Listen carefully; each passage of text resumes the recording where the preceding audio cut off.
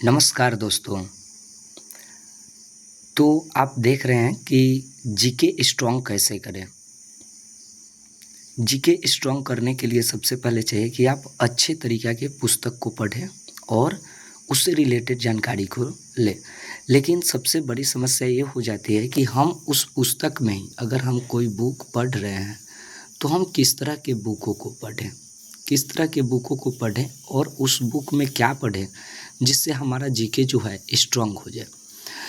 दोस्तों, आपको मैं बताना चाहूँ कि बहुत ऐसे बच्चे हैं जो शुरू से पढ़ते नहीं हैं।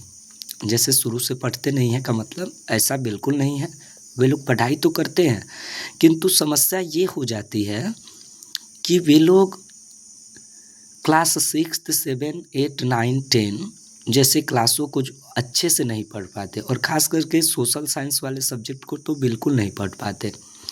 और जैसे ही वो किसी बड़े कंपटीशन एग्ज़ाम की तैयारी करने जाते हैं वहाँ पे जीके उनका सर दर्द हो जाता है। क्यों?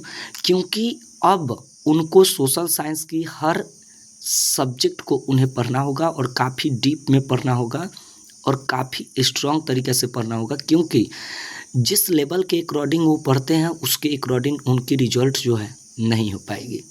अब वो इसके लिए करते क्या हैं कि बढ़िया से यूट्यूब से क्लास लेते हैं और मोटी मोटी किताबें खरीद लेते हैं और पढ़ना प्रारंभ कर देते हैं।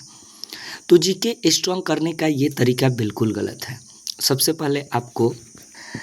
पहले आपको जानना चाहिए कि जीके में क्या पढ़ें। जैसे कि आप देख रहे हैं, तो जीके में क्या पढ़ें, तो आप इतिहास पढ़ो।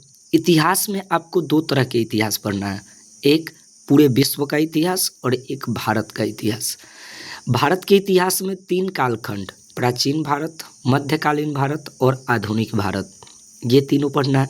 और विश्व के इतिहास के भी कई भाग हैं तो उसको पढ़ना है। तो सबसे पहली बात कि जीके में क्या पढ़ें ये आपको समझ होनी चाहिए। तो सबसे पहले जीके में आप इतिहास, और इतिहास में 2 इतिहास, एक विश्व का इतिहास और एक भारतीय इतिहास। क्यों? क्योंकि आप भारत में रहकर ही ना नौकरी करना चाहते हो, तो विश्व के इतिहास से भी क्वेश्चन जीके में पूछा जाता है और भारतीय इतिहास से तो पूछा जाता है। तो दूसरा तरीका ये हो गया।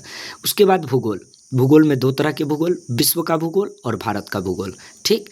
इसके बाद भारतीय राजनीति, तो भारतीय राजनीति में जो संविधान है इन सब चीज़ों के बारे में स्टडी करना है और भी कई एक चीज़ें हैं जिसको पढ़ना है। इसके बाद अर्थशास्त्र में आपको अर्थशास्त्र के लेखक और अर्थशास्त्र से जुड़ी जितनी भी जानकारी है उसको करना है। इसके बाद करेंट अफेयर्स, कितने ऐसे बच्चे हो जाते हैं ना जो करेंट अफेयर्स के बारे में जानते तक नहीं।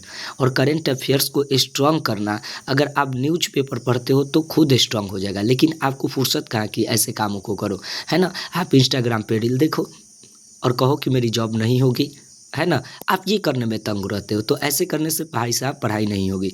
उसके बाद आपको स्टैटिस्टिक जीके पढ़ना होगा। एक स्टैटिस्टिक जीके कहने का मतलब ऐसी जानकारी जो कभी बदलती नहीं है। जैसे महत्वपूर्ण दिन हो गए, महत्वपूर्ण दिन बोले तो 26 जनवरी, 15 अगस्त, है ना, गांधी जयंती, है ना, संगठन, पुस्तकें, लेखक जो कभी बदलते नहीं उसके बारे में, तो उसको स्टैटिस्टिक जीके बोलते हैं। इसके बाद आपको पढ़ना है साहित्य के बारे में, कला के बारे में, खेल के बारे में और साथ ही साथ कंप्यूटर के बारे में। अगर आप इतना स्टडी कर लेते हो तो आपके जीके जो है स्ट्रांग होगा। तो इस वीडियो में हमने जाना कि जीके में हम क्या पढ़ें और जीके को कैसे पढ़ें। मिलते हैं अगले वीडियो में जिसमें हम लोग जीके में इतिहास को लेकर आएंगे और बड़े बेहतरीन से पढ़ेंगे, है ना।